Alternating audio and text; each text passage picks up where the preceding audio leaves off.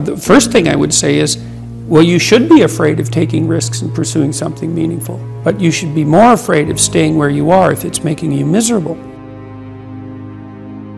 This is the Peter Pan story, roughly speaking. Peter Pan is this magical boy. Pan is the god of everything, roughly speaking. And he's the boy that won't grow up. And he's magical. Well, that's because children are magical. They can be anything.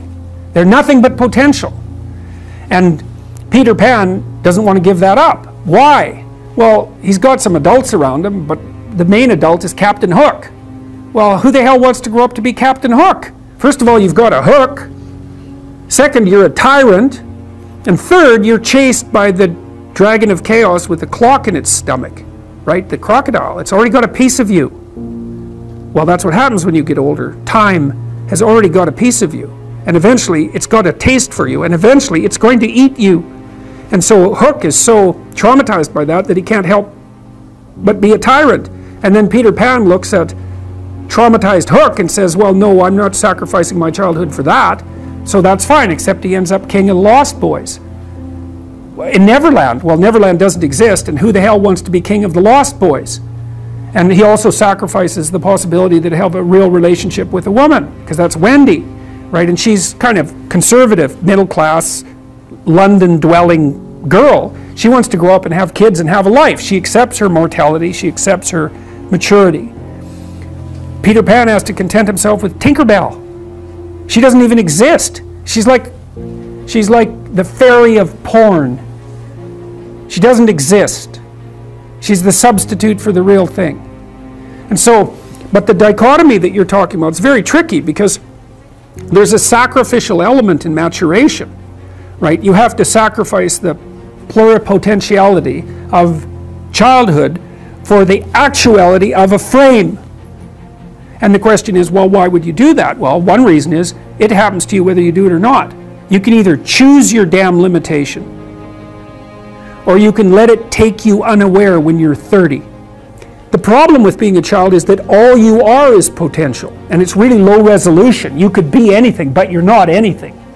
So then you go and you adopt an apprenticeship, roughly speaking, and then you become, at least you become something. And when you're something, that makes the world open up to you again. Part of the proper path of development in the last half of life was to rediscover the child that you left behind as you were apprenticing. And so then you get to be something and regain that potential at the same time. What do you say to those viewers that don't pursue their dreams and are locked in their careers because they are too afraid to take risks and pursue something meaningful? Well, the first thing I would say is, well, you should be afraid of taking risks and pursuing something meaningful, but you should be more afraid of staying where you are if it's making you miserable. It's like the first thing you want to do is dispense with the idea that you get to have any permanent security outside of your ability to contend and adapt. It's the same issue with children. You're paying a price by sitting there being miserable. And you might say, well, the devil I know is better than the one I don't. It's like, don't be so sure of that. The clock is ticking. Yeah, and if you're miserable in your job now and you change nothing, in 5 years you'll be much more miserable and you'll be a lot older. It's a luxury to pursue what makes you happy. It's a moral obligation to pursue what you find meaningful. And that doesn't mean it's easy. It might require sacrifice. If you need to change your job too, let's say you have a family and children and a mortgage, you have responsibilities. You've already picked up those responsibilities. You don't just get to walk away scot-free and say, well, I don't like my job, I quit. That's no strategy. But what you might have to do is you think, well, this job is killing my soul. All right, so what do I have to do about that? Well, I have to look for another job. Well, no one wants to hire me. It's like, okay, maybe you need to educate yourself. Maybe you need to overcome your fear of being interviewed. Maybe you need to sharpen your social skills. Like, you have to think about these things strategically. If you're going to switch careers, you have to do it like an intelligent, responsible person. That might take you a couple of years of effort to do properly. It took me a long time to understand what sacrifice meant. I started to understand that people often acted out conceptions before they understood what they meant. In any case, the idea of sacrifice, what a sacrifice means is that you give up something of value in the present so that you can improve the future. And you know, that's no different from what we call discipline. It's exactly the same thing. It's just the concretely acted out version of that.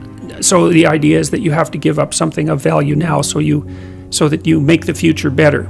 And sometimes it's even something you love now, and that's a good example too, because often the things that stop us from moving forward are our attachments to things that we should no longer be attached to, right? And in fact, you can almost make that definitional. If you're not moving forward in your life, there's a high probability that you have some idea or some mode of action or some habit that you're so in love with that you won't let go of it.